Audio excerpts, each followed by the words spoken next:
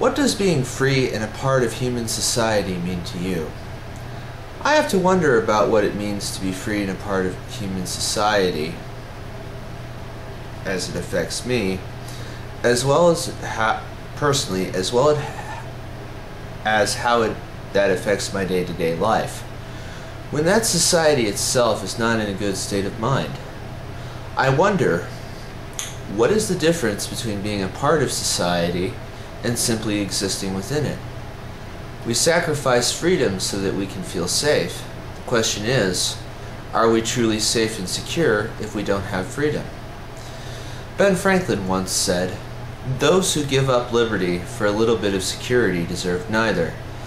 To paraphrase Jesse Ventura, when they say they are here for your protection, watch out.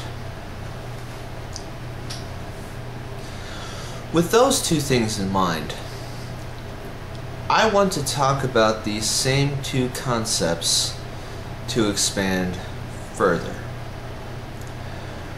Are those who rely on Medicaid, for example, free to actually be able to parent their children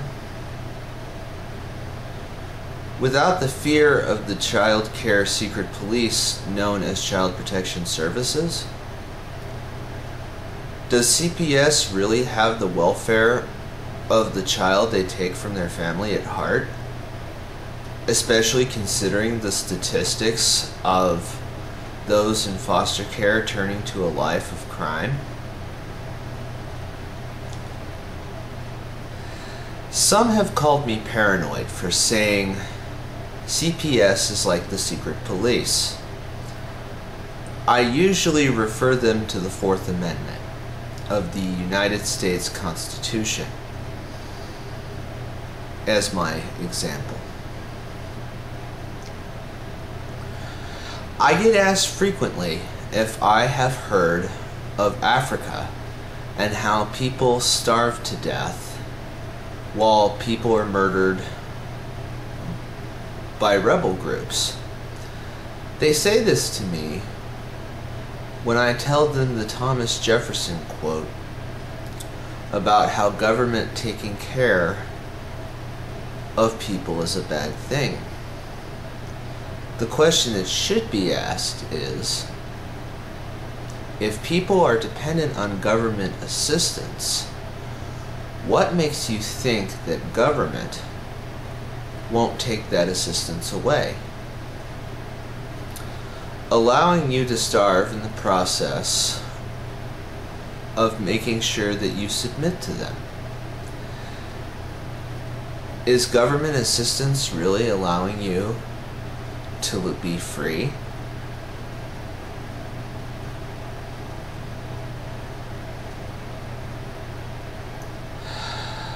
The next thing people bring up with me is the idea that we need to take care of people with disabilities as a justification for public assistance programs.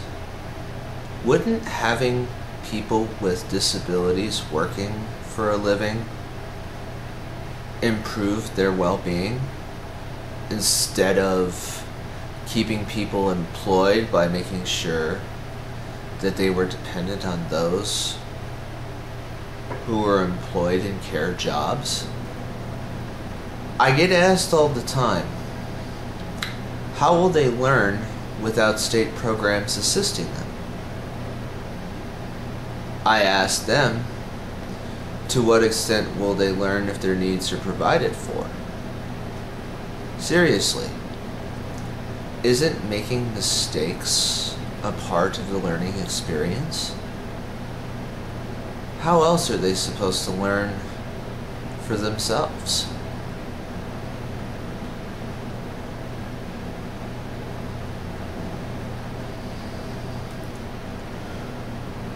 Which brings me to the idea of functional levels. Why is it that people who are high functioning herded into the same category of those who are low functioning? Another question I had on a similar topic within this idea is, since when did free thought become a disorder? Isn't that what dictators of the 20th century did to dissenters?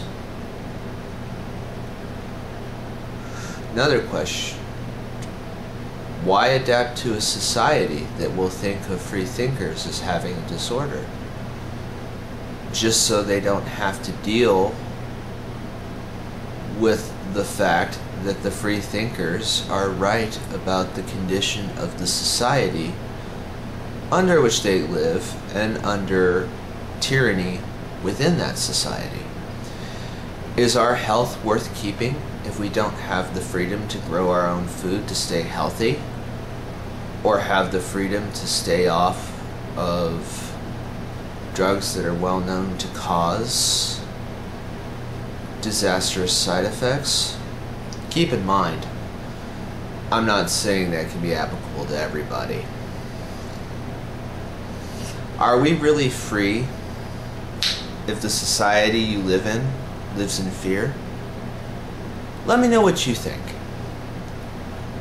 What does living free and a part of human society mean to you?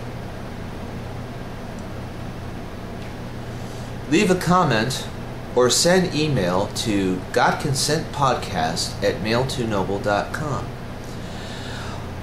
I am Mark Reinhardt for God Consent Podcast. I'm Mark Reinhardt, and that's the way it is.